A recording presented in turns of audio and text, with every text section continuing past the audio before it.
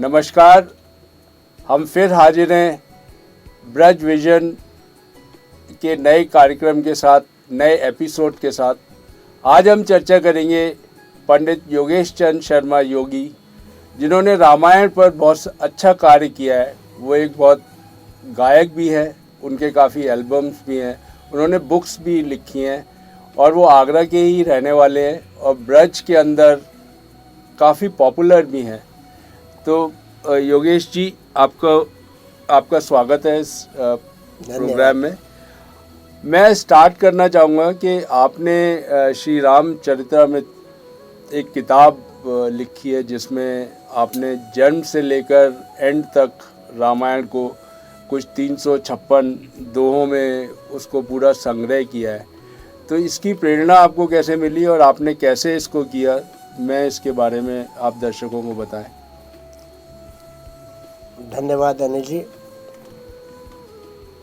श्री रामचरितमानस के प्रति मेरा लगाव शुरू से रहा, बचपन से। उसका पठन पाठन मैंने बहुत किया। शनै शनै मुझे कुछ अनुभूति हुई, जिज्ञासा हुई। उसके बाद मैंने इसके ऊपर चिंतन प्रारंभ किया, शोध किया, विचार सुने लोगों के।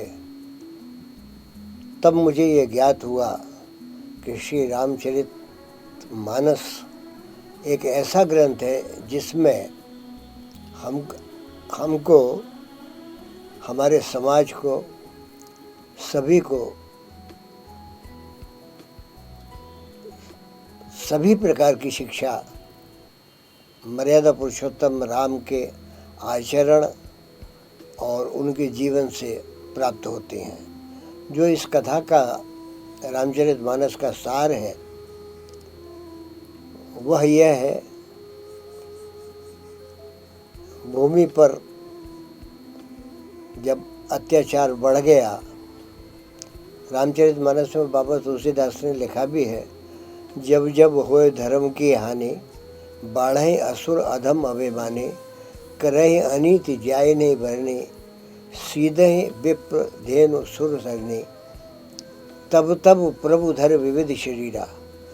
तब तब भगवान का अवतार होता है। ऐसी स्थिति में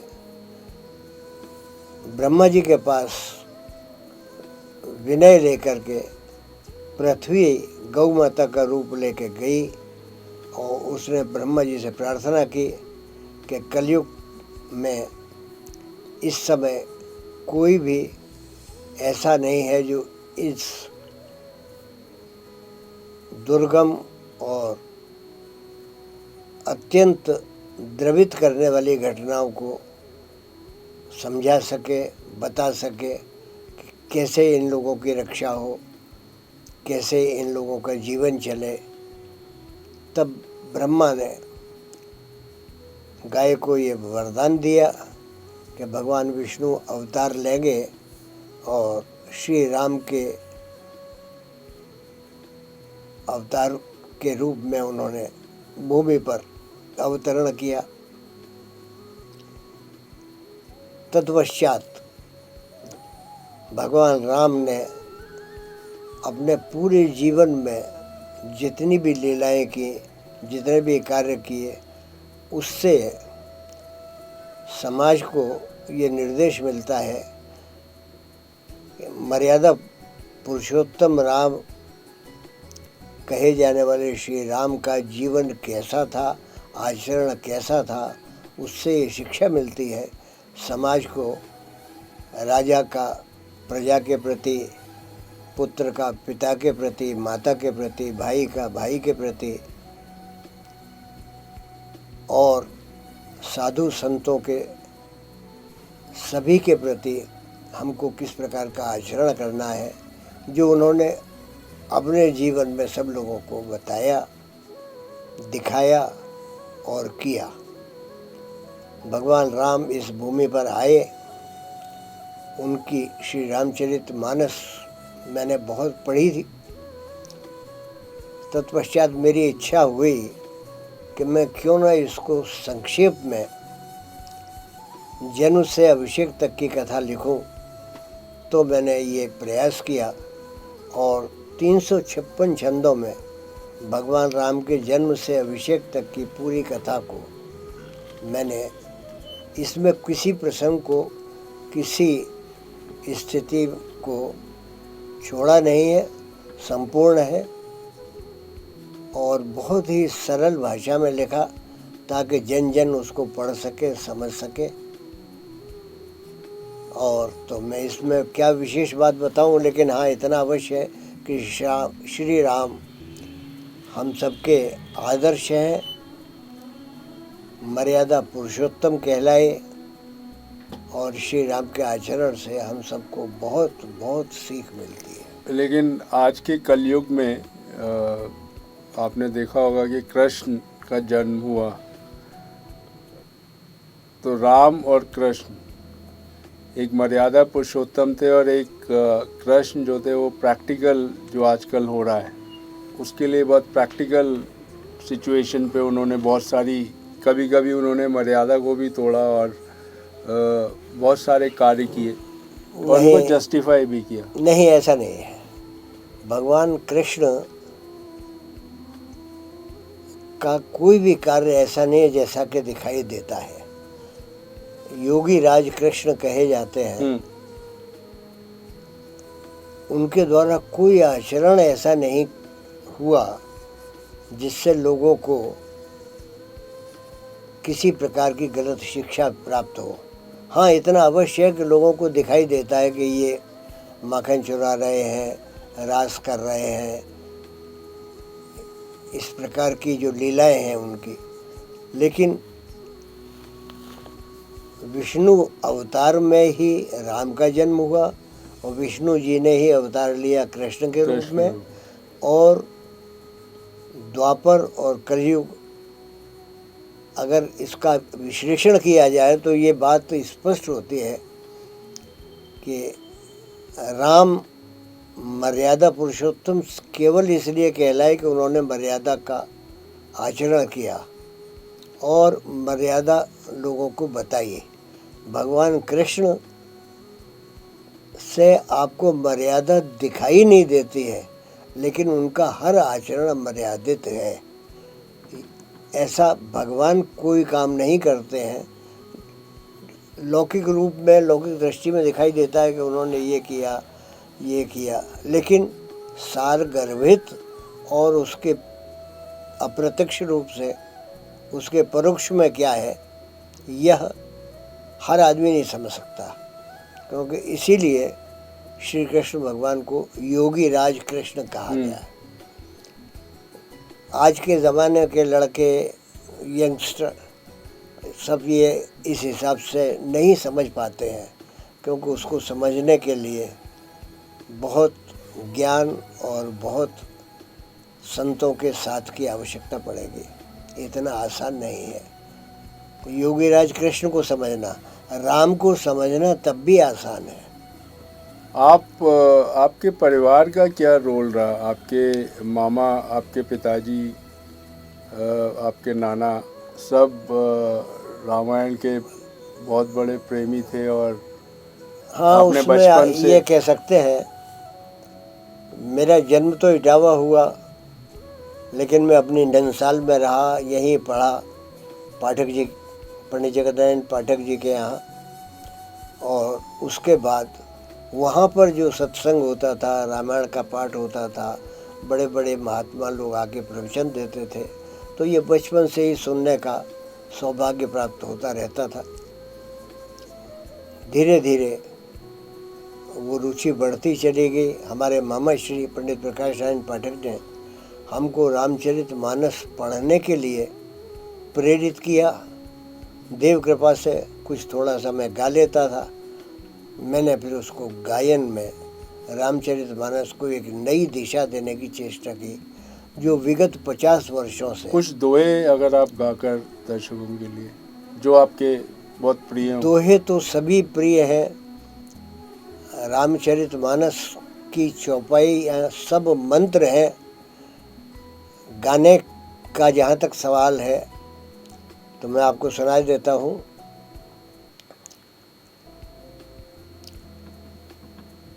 बंदौ गुरु पद पदुम परागा। ये रामचरितमानस की सबसे पहली चौपाई है। और सबसे पहले गुरु की वंदना की, फिर तुलसीदास ने दुष्टों की वंदना की है। क्यों? क्योंकि ये दुष्ट दाएं बाएं बिना काम के लगे रहेंगे, सबको उन्होंने साधा, तब ये रामचरितमानस। और आप ये अनिल जी आश्चर्य करेंगे, 71 वर्ष की अवस्था में उन्होंने गोस्वामी तुलसीदास जी ने रामचरितमानस लिखना प्रारंभ किया था। और 120 वर्ष की अवस्था तक वो जीवन रहा।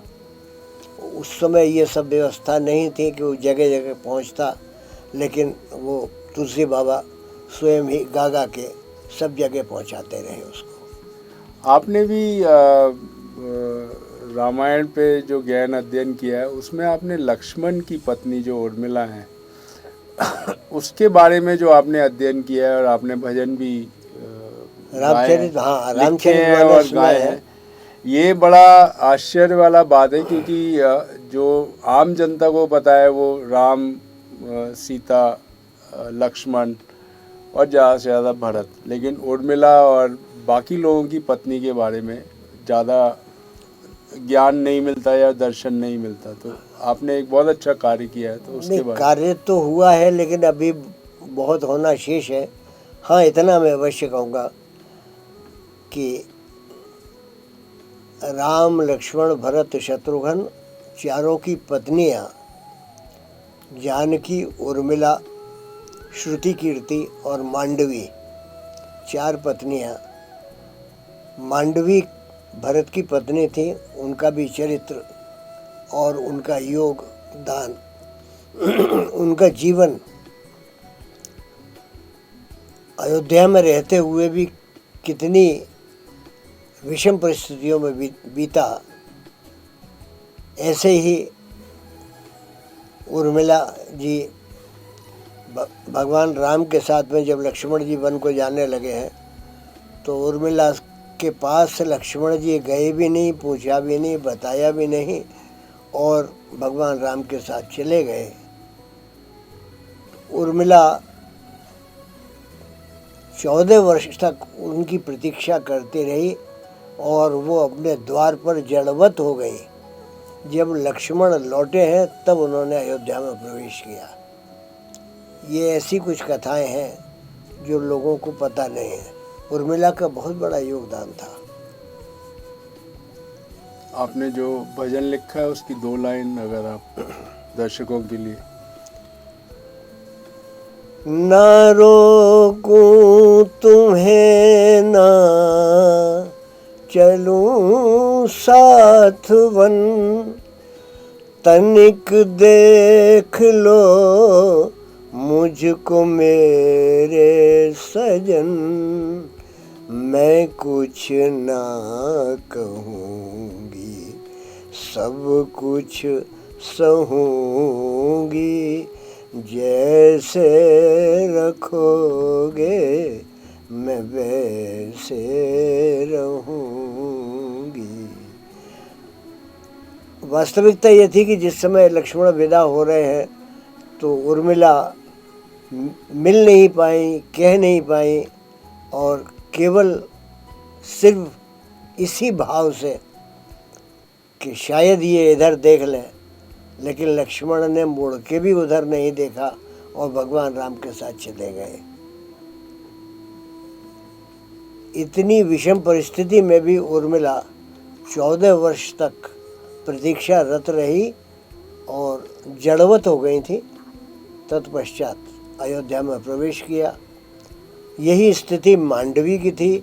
नंदीग्राम में भरत रहने लगे तो उन्होंने 14 वर्ष तक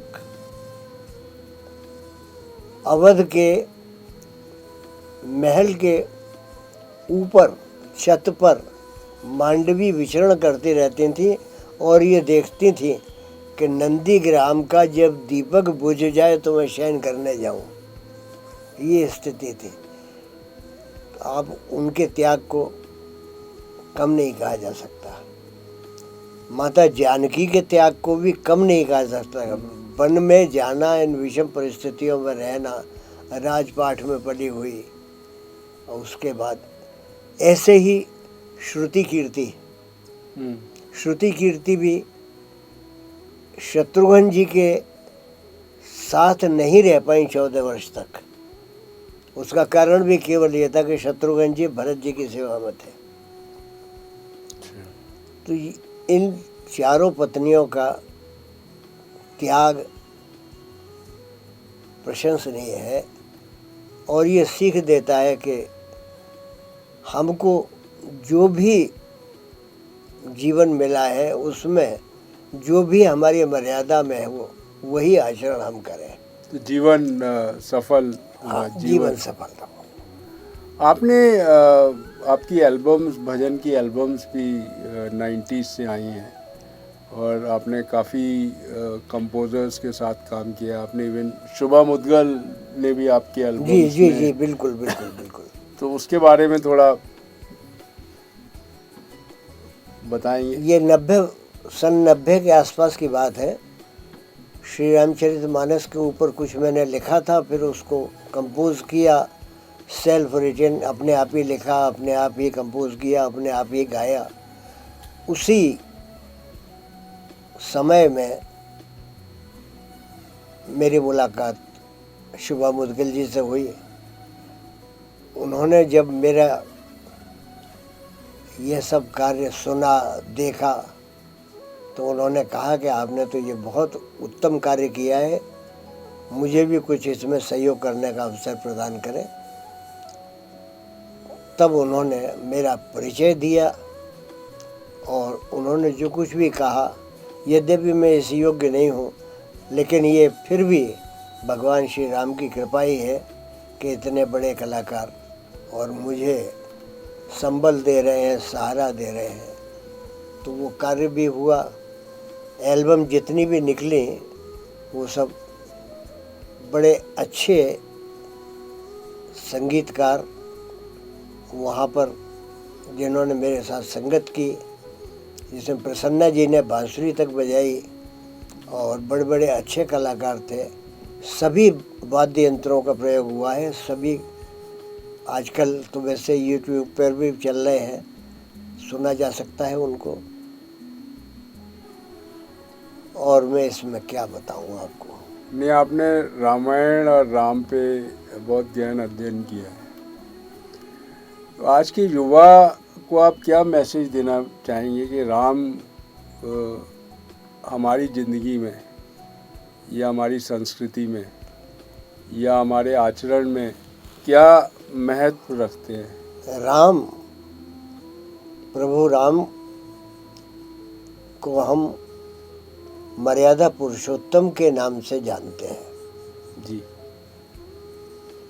वो स्वयं में इतने मर्यादित रहे कि अगर उनके आचरण के अनुसार से आज का कोई भी युवा चलेगा तो उसको किसी भी क्षेत्र में कहीं भी न तो अपमानित होना पड़ेगा, न ही किसी प्रकार की कोई विषम परिस्थिति का सामना करना पड़ेगा, अगर उनके आचरणों को वो थोड़ा सा भी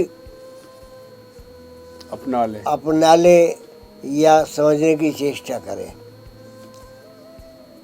राम ने सभी समाज को, समाज में चाहे वो निषाद समाज हो, चाहे और भी वंचित समाज हो, चाहे संत समाज हो, चाहे राक्षस हो, उन राम ने कभी किसी को, एक छोटी सी बात मैं आपको बताऊं अनिल जी, दशानन से जब युद्ध हो रहा था तो विभीषण शरणागत पहुंच चुके थे भगवान श्री राम के।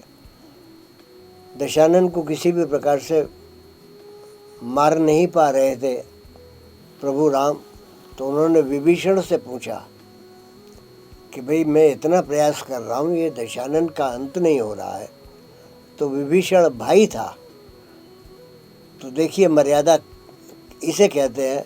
विभीषण ने तुरंत कहा कि नाथ, मैं ये तो नहीं जानता हूँ कि राम का अंत कैसे होगा, लेकिन हाँ इतना अवश्य जानता हूँ कि राम जीवित किस वजह से है।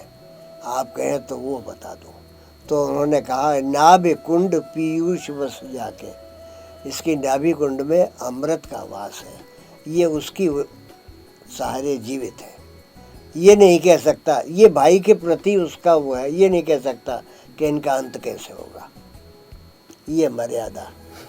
जब रावण का अंत आया और रावण जब पड़ा हुआ था तो राम ने लक्ष्मण को भेजा था जी जी, कि आप इनसे शिक्षा ज्ञान लीजिए।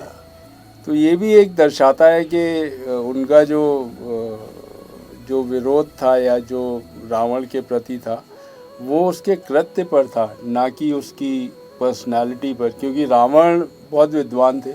उन्होंने शिव तांडव स्तोत्र भी लिखा और शिव के बहुत बड़े उपासक थे। तो इस पे आप क्या कहना चाहेंगे?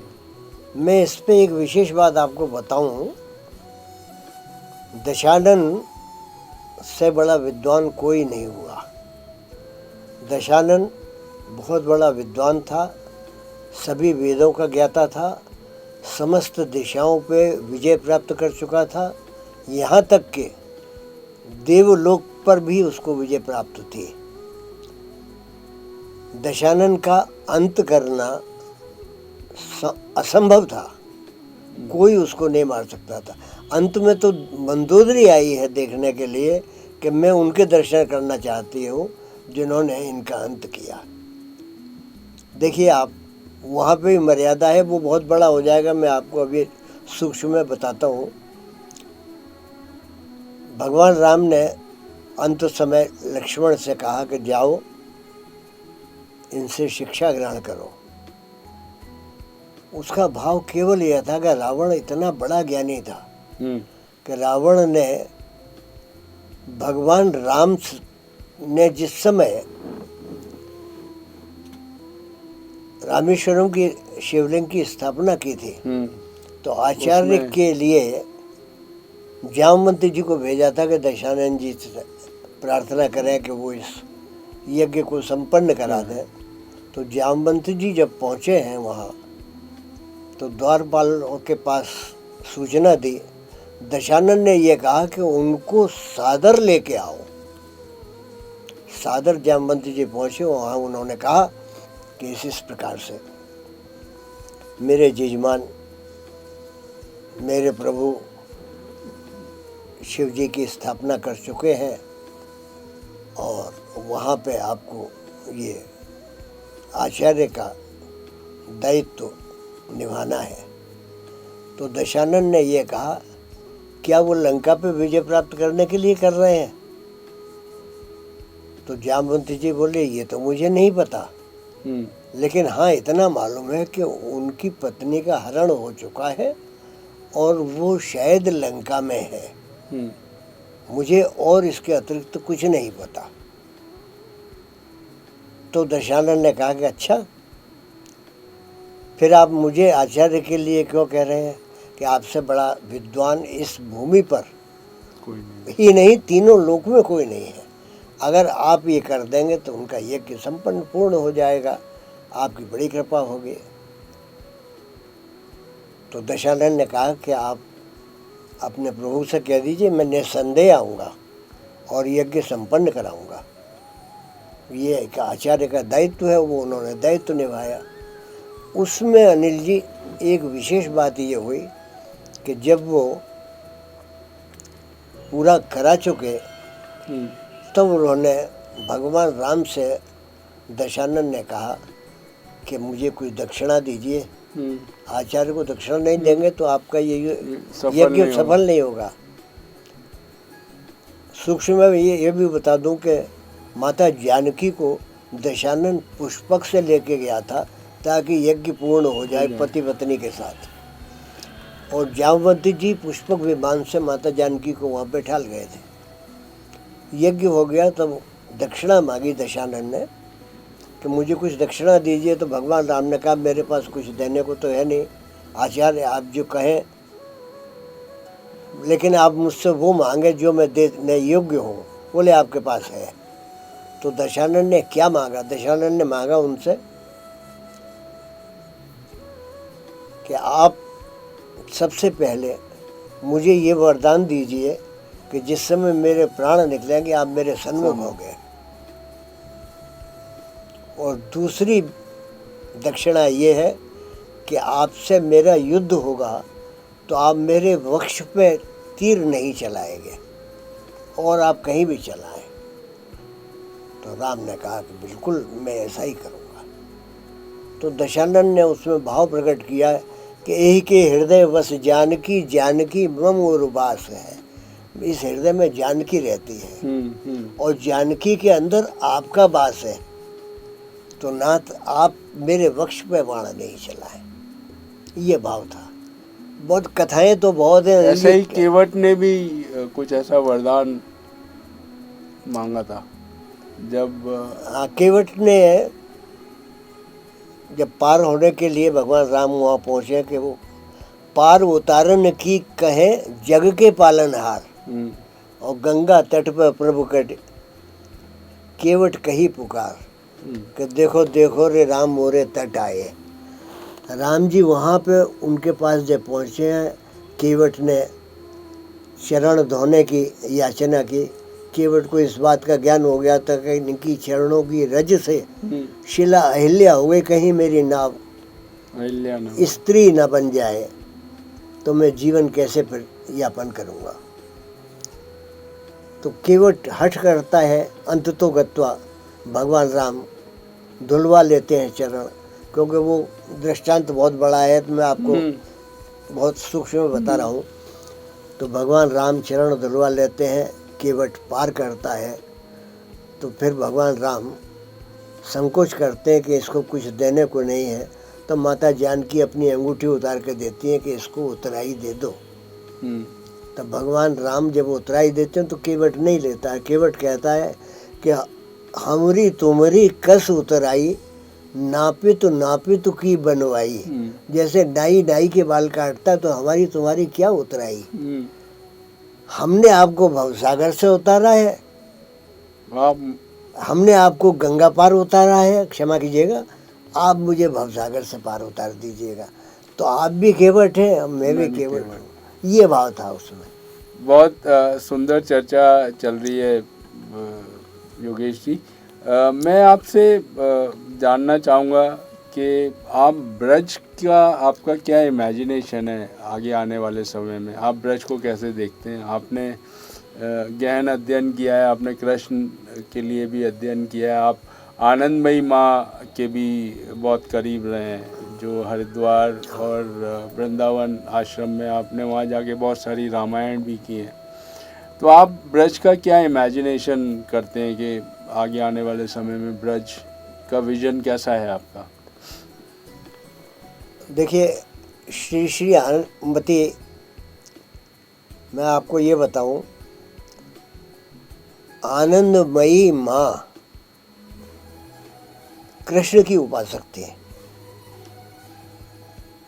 और वृंदावन में भी इनका आश्रम है, कनखल में भी है, हरिद्वार में भी है, भदोही में है, मतलब जगह जगह है, देहरादून है, दिल्ली में भी है, सब जगह है।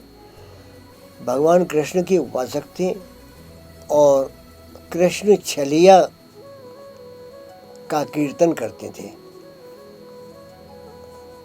जब उनके संपर्क में हमारा परिवार पहुंचा तब उन्होंने रामचरितमानस को सुना, गायन सुना और उनको अच्छा लगा और उन्होंने कहा कि आप हमारे हर आश्रम पे रामचरितमानस का पाठ करें।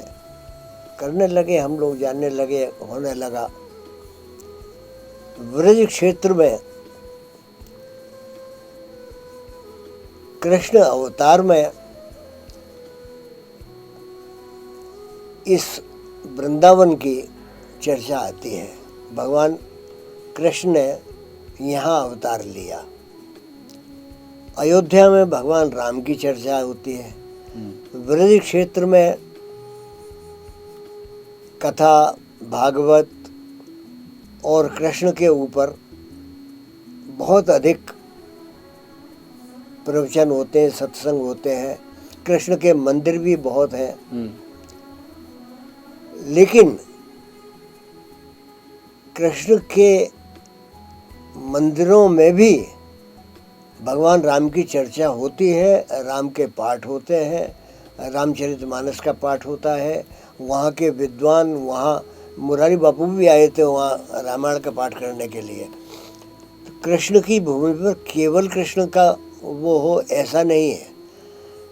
ब्रज क्षेत्र में कृष्ण का पूरा जीवन बीता और वहाँ बाल लीलाएं की, कंस का वध किया और इंद्र के प्रकोप को भी वहाँ गोवर्धन महाराज। तो ये सब ऐसी नगरी बन गई जहाँ रज में, पत्थरों में, वृक्षों में, हर जगह भगवान कृष्ण की अनुभूति लोगों को होने लगी। उनका कुछ ऐसा प्रभाव पड़ा कि सभी कृष्ण भक्त कृष्ण का गुणगान तो करने लगे, लेकिन कृष्ण की लीलाओं को देखने के लिए, कृष्ण को जानने के लिए, कृष्ण क्या है, इस पे शोध प्रारंभ कर दिया वहाँ के लोगों ने। और अंततोगत्वा उन्हें ये पता चला कि ये कृष्ण भगवान कृष्ण ही नहीं, योगीराज कृष्ण है। उनके इस योग को आज पूरा विश्व देख रहा है। कृष्ण की श्रीमद् भागवत गीता, जिसका महाभारत में भी वर्णन हुआ है, कृष्ण ने अर्जुन को जो शिक्षा दी है, वो अगर ध्यान से कोई भी देख लेगा तो ये देखेगा कि ये वास्तविकता क्या है। हम केवल ये देखें इन लीलाओं को कि उन्होंने माखन चुराया, वो बाल लीला कर रहे हैं, वो चोर हैं, या वो सखियों के संग रास कर रहे हैं। ये लौकिक दृष्टि में दिखाई तो देता है, लेकिन वास्तविकता क्या है कि मैं सब में शामिल हूँ मगर सबसे जुदा रहता हूँ। हाँ, ये भाव होना चाहिए। सब मेरे में है लेकिन मैं सब में नहीं हूँ। हाँ, सब मेरे में है लेकिन मैं सब में नहीं। ये तो गीता का में यही ज्ञान आपको ने पाना है। हाँ। बहुत अच्छी चर्चा रही पंडित योगेश चंद शर्मा से, और आशा है हम आगे भी चर्चा करेंगे। आपके समय देने के लिए बहुत बहुत धन्यवाद। धन्यवाद।